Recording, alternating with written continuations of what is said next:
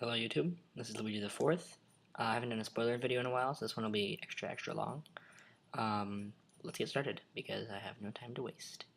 So, the first card I want to talk about is Precinct Captain, and we're just going to go in order of how I saw him on the thingy, and then we'll talk about the best one last.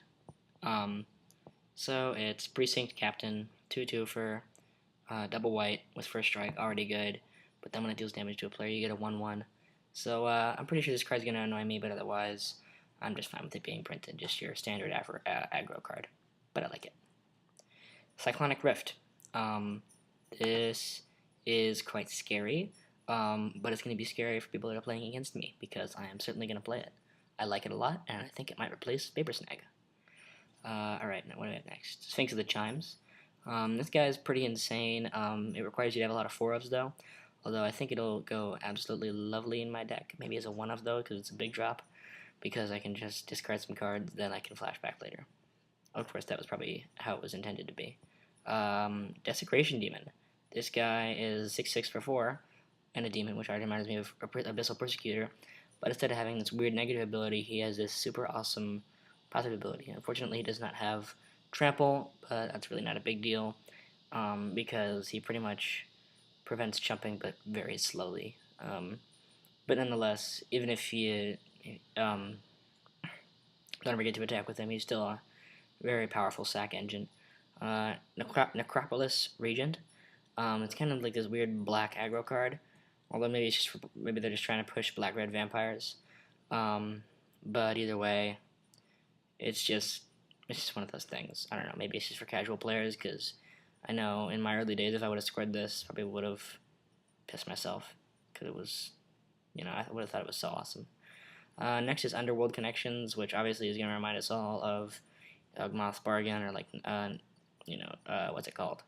Necropotence immediately, but you have to tap it, and I think that's kind of lame. So yeah, I'll skip this next one, because this will be the best for last, like I said. Abrupt Decay. Where is that thing? Did I skip all the way? Here we go. Okay. Green and a black for destroy a small permanent. This thing's gonna piss me off, but I'm still glad about it, because it'll help me more than it'll hurt me, because Burning Vengeance is a weird strategy. But obviously it has Burning Vengeance and something else, which I'll talk about later. Collective Blessing is something for aggro that is going to make me kind of angry, but I don't know, I like aggro. I'm good at playing aggro. I'm not entirely a fan of it, but, it should be alright. I don't know. I don't know how I feel about that one. Corpse Jack Menace. It's just like, I don't know, I guess for crazy combo. I made the first new deck idea I ever did was about Gave, and this would go pretty well in that Gave deck. It wasn't a commander deck, it was this weird legacy deck.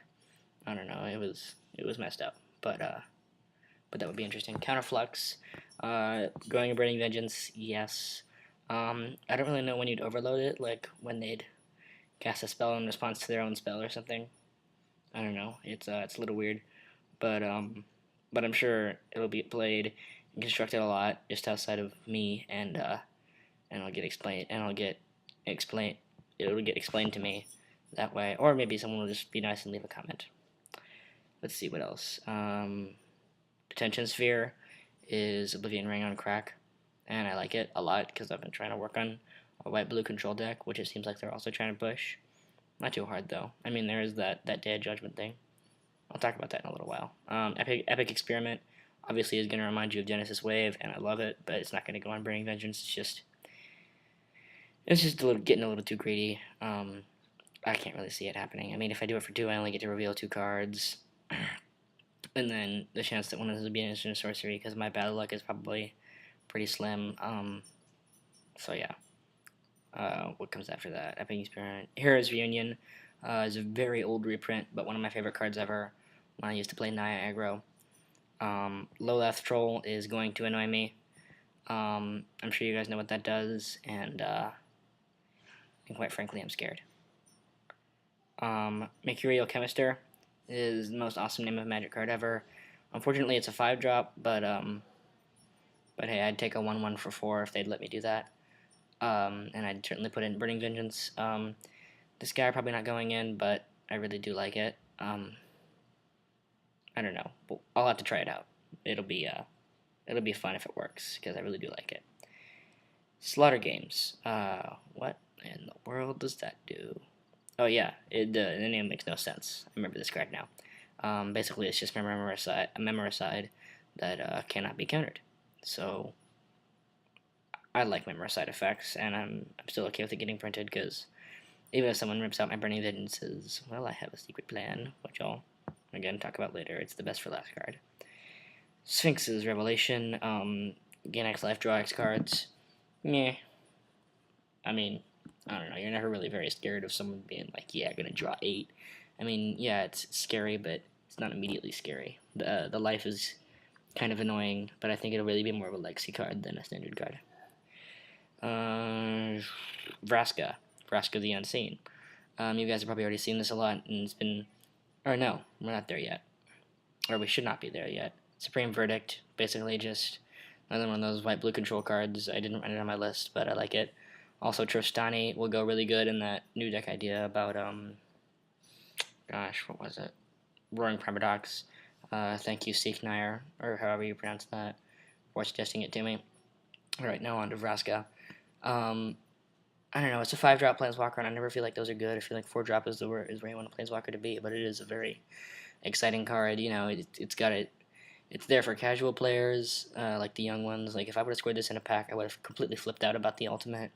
The -3 is really good, the +1 is really good. I mean, it's just all around a great card. I think it was designed really nicely, but like I said, I'm scared of Golgari, man. Freaking scares me. Oh, so I put Supreme Verdict on the thingy. Okay, so these are a little out of order. Alright, whatever. Niv Magus Elemental. Basically lets you dissipate one of your spells to give it 2 1/1 counters. If only it said counter one of your spells, so it can go to the graveyard, but I guess it was designed to have a little less synergy with Snapcaster, because if it had that much synergy, people would just flip out. I like it. I mean, it's fun. It'll certainly let me be awesome. My brain just kind of had a brain fart there. I don't know. We'll see how it goes. It might be the new Delver, or it might be the new Scroll of Avacyn, a common that nobody uses, except it's rare. And Pithing Needle. I mean, I never was around when this was printed, but I'm angry about it. I don't know why they'd do that to me. I don't know. Maybe they're gonna print something where Pithing Needle will be like the only answer. I don't know. That is all the stuff on my list. Thank you for watching. Tell me if I was wrong about some of the cards. Yeah. I don't think there's any more videos I have to make today. I don't know. I'll check my brain. Until next time, then. This is Luigi the Fourth. Yeah, that was a weird little sign-off thing. Bye.